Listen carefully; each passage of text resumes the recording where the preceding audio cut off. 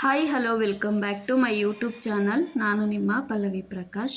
ನೀವೆಲ್ಲರೂ ಹೇಗಿದ್ದೀರಾ, ಚೆನ್ನಾಗಿದ್ದೀರಾ ಅಂತ ಕೂಡ ನಾನು ಭಾವಿಸ್ತಾ ಇದ್ದೀನಿ. ಹಾಗೆ ಯಾರ್ಯಾರೆಲ್ಲ ನನ್ನ ಯೂಟ್ಯೂಬ್ ಚಾನಲ್ನ ಸಬ್ಸ್ಕ್ರೈಬ್ ಮಾಡದೆ ನೋಡ್ತಾ ಇದ್ದೀರೋ ಇವಾಗಲೇ ಸಬ್ಸ್ಕ್ರೈಬ್ ಮಾಡ್ಕೊಳ್ಳಿ. ಹಾಗೆ ಪಕ್ಕದಲ್ಲಿರ್ತಕ್ಕಂಥ ಬೆಲ್ಲೈಕನ್ನು ಕೂಡ ಕ್ಲಿಕ್ ಮಾಡ್ಕೊಳ್ಳಿ. ನಾನು ಹಾಕುವಂಥ ಪ್ರತಿಯೊಂದು ವಿಡಿಯೋ ನೋಟಿಫಿಕೇಷನ್ ಕೂಡ ನಿಮಗೆ ಮೊದಲೇ ಬರುತ್ತೆ. ಹಾಗಾಗಿ ಮೊದಲೇ ನೀವು ನನ್ನ ವೀಡಿಯೋಸ್ನ ನೋಡ್ಬೋದು. ಹಾಗೆ ಇವತ್ತಿನ ವ್ಲಾಗಲ್ಲಿ ನಾನು ಟೊಮೊಟೊ ದೋಸೆನ ಮಾಡ್ತಾಯಿದ್ದೀನಿ. ಇದು ದಿಢೀರ್ ಅಂತ ಮಾಡ್ಕೋಬೋದು. ಉದ್ದಿನ ಬೇಳೆ ಬೇಡ, ಒಂದಿನ ಮುಂಚೆ ರುಬ್ಬಿಡೋದು ಅವಶ್ಯಕತೆ ಇಲ್ಲ. ದಿಢೀರ್ ಅಂತ ನಾವು ಮಾಡ್ಕೊಂಡು ತಿನ್ಬೋದು. ತುಂಬ ಚೆನ್ನಾಗಿ ಕ್ರಿಸ್ಪಿಯಾಗಿ ಬರುತ್ತೆ. ಬನ್ನಿ ಫ್ರೆಂಡ್ಸ್, ಇದನ್ನು ಹೇಗೆ ಮಾಡೋದು ಅಂತ ನೋಡೋಣ.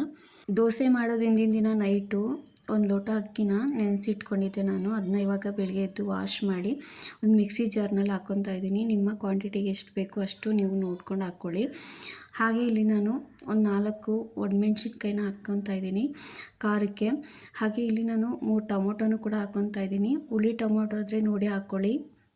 ಹಾಗೆ ಇಲ್ಲಿ ನಾನು 1/4 ಟೀ ಸ್ಪೂನಷ್ಟು ಜೀರಿಗೆನೂ ಸಹ ಸೇರಿಸ್ಕೊತಾ ಇದ್ದೀನಿ.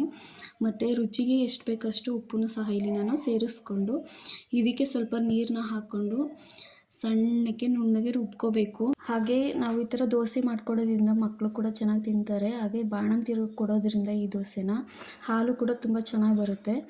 ಸೊ ಇವಾಗ ನಾನು ಇದನ್ನು ರುಬ್ಬಿದ್ದೀನಿ. ಈಗ ನಾನು ಒಂದು ಪಾತ್ರೆಯಲ್ಲಿ ಹಾಕ್ಕೊತಾ ಇದ್ದೀನಿ.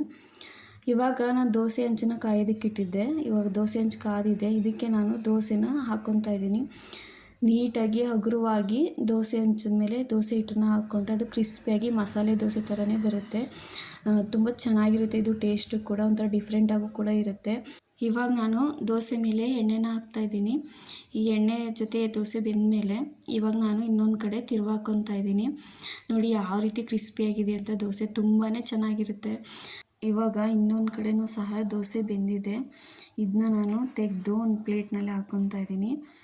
ಮತ್ತು ನಾನು ಉಳಿದಂಥ ದೋಸೆಗಳನ್ನು ಕೂಡ ಹಾಕ್ಕೊತಾ ಇದ್ದೀನಿ. ಈ ದೋಸೆಗೆ ನಾವು ಚಟ್ನಿ ಇಲ್ಲ ಅಂದರೂ ಕೂಡ, ಪಲ್ಯ ಇಲ್ಲ ಅಂದರೂ ಕೂಡ ಹಾಗೇನೂ ತಿನ್ಬೋದು. ಏಕೆಂದರೆ ಉಪ್ಪು, ಹುಳಿ, ಖಾರ ಎಲ್ಲ ಇದರಲ್ಲೇ ಇರುತ್ತೆ. ಟೊಮೊಟೊ, ಒಣಮೆಣ್ಸಿನ್ಕಾಯಿ ಹಾಗೆ ಉಪ್ಪು ಎಲ್ಲವನ್ನೂ ಕೂಡ ಇದರಲ್ಲೇ ಹಾಕಿರ್ತೀವಲ್ಲ, ಹಾಗಾಗಿ ಹಂಗೇನೂ ಕೂಡ ತಿನ್ಬೋದು. ನಿಮ್ಮ ಮನೇಲಿ ಏನಾದರೂ ಜಾಸ್ತಿ ಟೊಮೊಟೊ ಇದ್ದಾಗಲೂ ಕೂಡ ಈ ಒಂದು ರೆಸಿಪಿನ ನೆನೆಸ್ಕೊಂಡು ಟ್ರೈ ಮಾಡಿ. ನಾವೇ ಮನೇಲಿ ಮಾಡಿ ತಿನ್ನೋದ್ರಿಂದ ನಾವೇ ಒಂದು ಹೈಜೆನಿಕ್ ಅನ್ನೋದು ಮೇಂಟೈನ್ ಮಾಡ್ಕೊಂಡಿರ್ತೀವಿ. ಹಾಗೆ ಈ ಒಂದು ಟೇಸ್ಟು ಕೂಡ ಚೆನ್ನಾಗಿರುತ್ತೆ. ಇದಕ್ಕೆ ಕಾಂಬಿನೇಷನ್ ಆಗಿ ನಾನು ಕಾಯಿ ಚಟ್ನಿನ ರುಬ್ಬಿದ್ದೀನಿ. ನೀವು ಇದಕ್ಕೆ ಬೇಕು ಅಂದರೆ ನುಗ್ಗೆಕಾಯಿ ಸಾಂಬಾರು ಒಳ್ಳೆ ಟೇಸ್ಟು, ಒಳ್ಳೆ ಕಾಂಬಿನೇಷನ್ ಇರುತ್ತೆ ಅದ್ರ ಜೊತೆ.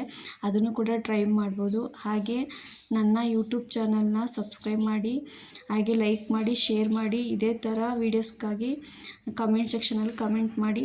Thank you for watching friends.